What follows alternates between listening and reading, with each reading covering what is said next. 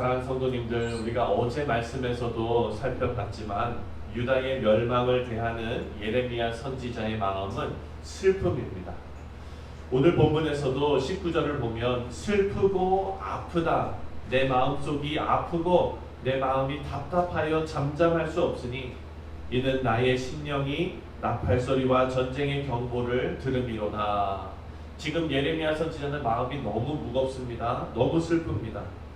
여러분, 모세도 자기 백성을 품고 이 백성을 멸하시려거든 내 이름을 책에서 지워달라고 하나님 앞에 매달렸던 것을 우리가 생각해 봅니다.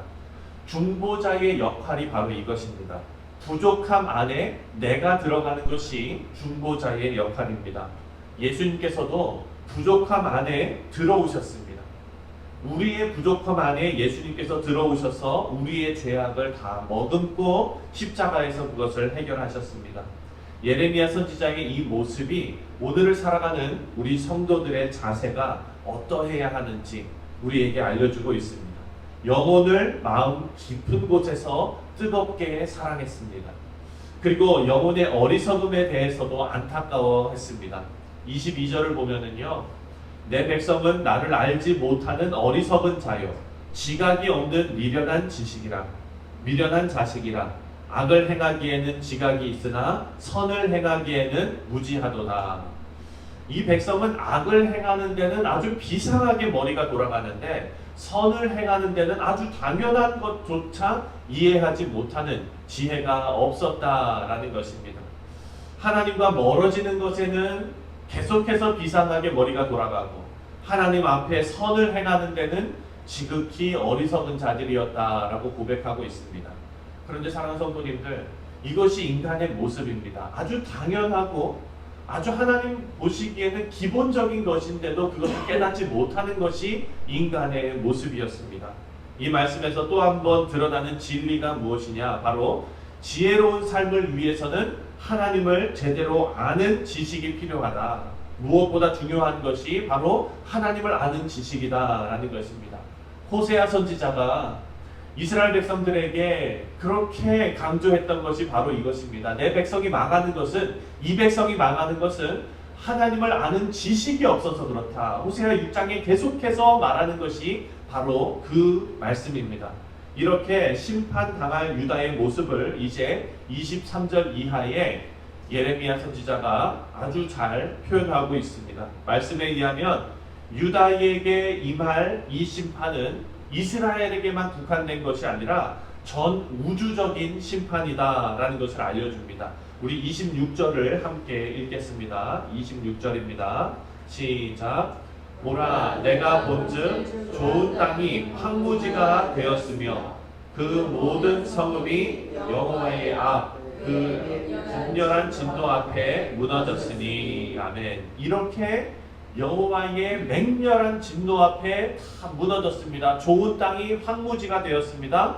그런데 23절을 보면 땅과 하늘의 심판이 임하고, 24절에 보면 산과 작은 산들의 심판이 임하고, 25절에 보면 인간과 새들에게 심판이 임하고, 26절에는 들과 성읍들의 하나님의 심판이 임하는 것을 우리가 봅니다. 특히 23절을 보면은요, 이것은 마치 천지 창조 이전에 혼돈과 질서가 없는 그런 모습을 연상하게 합니다. 23절에 보라, 내가 땅을 본즉 혼돈하고 공허하며 하늘에는 빛이 없으며 라고 말합니다.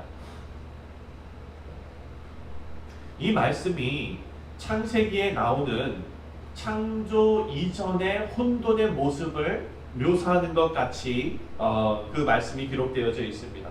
심판의 결과가 이렇게 엄청나다는 것입니다. 어제도 생각했지만 우리 인생에서 하나님께서 덮고 계시는 그 은혜를 거두어 가시면 이렇게 혼돈하고 공허하고 빛이 없는 인생이 될 수밖에 없습니다. 심판을 표현하는 말씀으로 초산을 겪는 고통을 말하고 있습니다. 31절입니다. 31절에 보니까 내가 소리를 들은즉 여인의 해산하는 소리 같고 초산하는 자의 고통하는 소리 같으니 이는 시온의 딸의 소리라. 그가 헐떡이며 그의 손을 펴고 이르기를 내게 화가 있도다. 죽이는 자로 말미암아 나의 심령이 피곤하도다 하는도다. 이런 고통 가운데 놓여 있는데 27절을 보면은요, 여호와께서 이와 같이 말씀하시기를 이 온 땅이 황폐할 것이나 내가 진멸하지는 아니할 것이며 라고 말씀합니다. 이 말씀이 살짝 헷갈리는 게 뭐냐면, 이렇게 하나님께서 심판의 고통을 주시는데 내가 너희를 진멸하지는 않을 것이며 내가 너희를 완전히 끝내지는 않을 것이다, 내가 회복시킬 것이다 라고 말씀하시는 것이 아닙니다. 하나님의 이 메시지는 뭐냐? 내가 아직 시작도 안 했다 라는 말입니다. 너희들이 지금 이거 가지고 초산하는 산모의 그런 고통을 말하며 이것 가지고 지금 이렇게 힘들어하느냐? 나는 아직 시작도 안 했다. 이 심판은 아직 시작도 안 했다 라는 말입니다. 초산하는 산모의 고통과 혼돈과 공허한 이런 상태가 하나님의 심판의 지극히 일부분이다 라는 말입니다.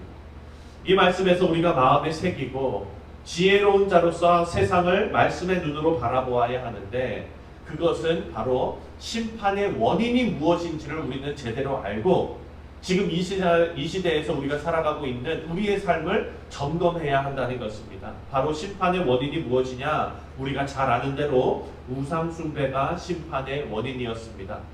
오늘을 살아가는 우상숭배 안에 숨어있는 혼합주의를 우리는 경계해야 합니다. 이 시대에도 혼합주의 때문에 망했습니다. 그리고 호세아가 말씀을 전할 때도 혼합주의 때문에 그 땅이 망해가고 있었습니다.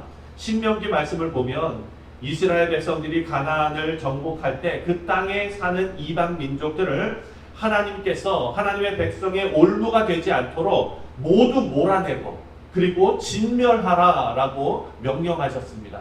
근데 우리가 그 말씀을 다 살펴보지 않았습니까? 이스라엘 백성들은 그 말씀에 순종하지 않았습니다. 그들이 힘이 없어서 못한 것이 아닙니다. 그들이 하나님께서 받은 이 말씀과 그리고 전쟁을 하면서 이방 민족과 섞어가면서 이방 민족과 살아가면서 자신들의 신념과 믿음과 신앙을 타협하고 섞었기 때문에 그런 결과가 나타났습니다. 하나님께서는 이렇게 북이스라엘과 남유다가 직면할 혼합주의를 미리 아신 것입니다.